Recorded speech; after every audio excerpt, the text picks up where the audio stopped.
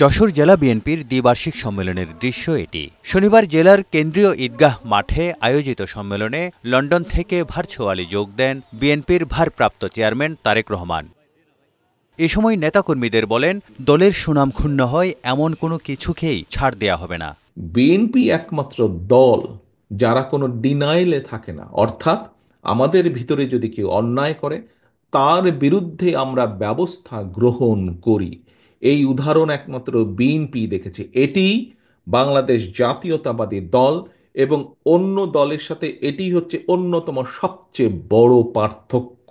অর্থাৎ আমরা কোনো অন্যায়কারীকে প্রশ্রয় দিতে চাই না। তারেক রহমান বলেন, বিএনপি সবার আগে সংস্কার প্রস্তাব দিয়েছে।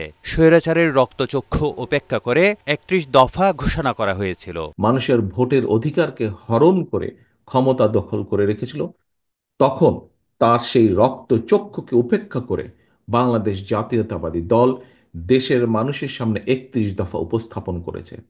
সেই স্বৈরাচারের চোখ রেখে বাংলাদেশ জাতীয়তাবাদী দল বলেছে, তোমরা দেশকে ধ্বংস করেছ, আমরা দেশকে পুনর্গঠন করতে চাই।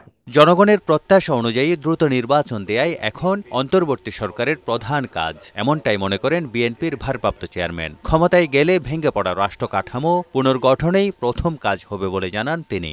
এই সরকার যার প্রধান কাজ হচ্ছে দেশের মানুষের প্রত্যাশা অনুযায়ী একটি নিরপেক্ষ স্বচ্ছ নির্বাচন উপস্থাপন করা। বাংলাদেশ জাতীয়তাবাদী দল সরকার গঠন করতে সক্ষম হলে আমাদের সবচেয়ে প্রথম যেই কাজটি হবে, বাংলাদেশ নামক আমাদের যে প্রিয় মাতৃভূমি, এই মাতৃভূমিকে পুনর্গঠন করা।